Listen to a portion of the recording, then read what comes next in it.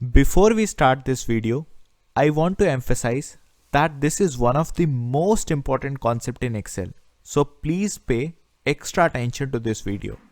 Let's look at this example where we are calculating the total bonus on the basis of salary and bonus percentage. We will write is equals to C2 multiplied by D2. For the next one we will write is equals to C3 multiplied by D3. For the next one is equals to C4 multiplied by D4. And finally is equals to C5 multiplied by D5. This was a little painful, doing all this work manually. Now imagine doing the same for this sheet that has thousands of rows. Writing this formula looks impractical. It will take a lot of time and effort. This is where reference types come in. Referencing or reference types allow us to reuse our formula across multiple cells without typing the formulas manually, which will take ages for a huge sheet. For example, here we have 1000 rows. I will write my formula on the very top cell and then we will click here and it automatically replicates the formula for all the remaining cells. Let's understand this in detail because it is one of the most important concepts in Excel formulas. On the top cell, we were multiplying J2 with K2. And when we see the next cell, Excel has automatically picked J3 and K3. For the next one, it has picked J4 and K4. This is called relative referencing, which is enabled by default, which means when we copy our formula to a different cell, the referred cells will also get changed by Excel. They will shift when we copy or move our formula to a different cell. Now this relative referencing was perfect for this scenario. It did something in seconds, which could have taken a lot of time. Let's move to this scenario where the organization has decided to fix the bonus percentage for all employees. Here we will do the same. For our top cell, we will multiply our salary with bonus and it gives us the right answer. Now let's save our time by using the referencing again. But hang on, here we are getting 0. Let's click on the formula tab and see what's happening. It is picking the salary correctly, but the bonus is not getting picked because it is referencing a different cell thanks to relative referencing, which is enabled by default.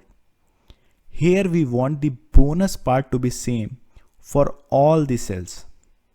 How can we do that? We can do that by using absolute reference.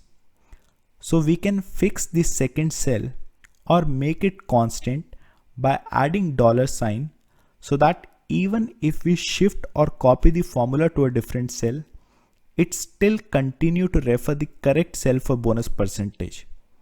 When we fix both the column and the row reference, that is called absolute referencing.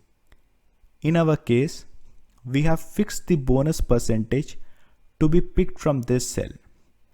We can add the absolute reference using F4 key, and just in case if it doesn't work for you, you can also try function F4. So when both rows and column change as we move our formulas, that is called relative referencing. When neither column nor row changes, that is called absolute referencing. Let's understand the need and utility for mixed referencing with this example.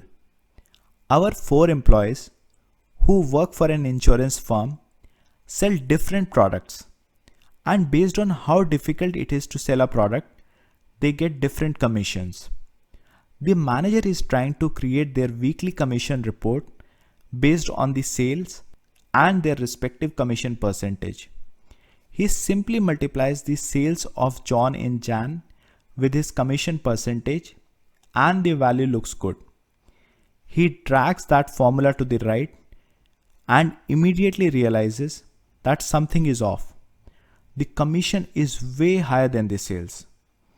If we look at the formula for February, we realize that instead of taking commission percentage as 5% from commission tab, it is multiplying it with the sales of January, which is why we are getting higher value. So we need to make our commission percentage absolute. Let's go back to our Jan cell and we will make the change. Now when we drag our formula to the right, the value for John looks good. Let's drag it to bottom as well and calculate the commission for remaining folks. Something is off. The commission for Jane, which should have been $53.2, but right now it's half of that. She's losing a lot of money. Let's see what went wrong by clicking at the formula again. So it is taking the sales for Jane, but the commission is still being calculated by what John has. This is because we have done absolute referencing for commission percentage. And this is where mixed referencing comes into picture. For commission percentage, we want the S column to be fixed, but the row should change when we copy our cells down. So let's go back to our top cell and we will remove the absolute referencing from our rows. We can do that by clicking the function F4 again. Right now, it made the row absolute, but the column will change. We do not want that. So we will click on F4 again. Now the column is absolute and the row is relative. When only one of the column or row is fixed, we call that mixed referencing.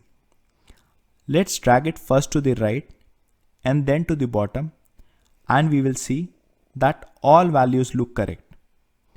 Here are 4 important tips. If you did not understand this video, watch it again. And if you still don't understand, drop in a comment and I will explain it again, because this is a very vital and frequently used concept. Whenever you are using referencing, click on a couple of cells and verify that the formulas are working correctly. If the formulas are incorrect, always make the change at the top cell and replicate the formula from there. And if you press F4 for the first time, it does absolute referencing. If you press it again for the second time, it fixes the row and the column becomes relative. If you press F4 again, the column is fixed and the row becomes relative. And if you press it for the 4th time, it changes from mixed to relative referencing. I will drop in some practice exercises at the end of this section so that you get a complete hang of absolute, relative and mixed referencing.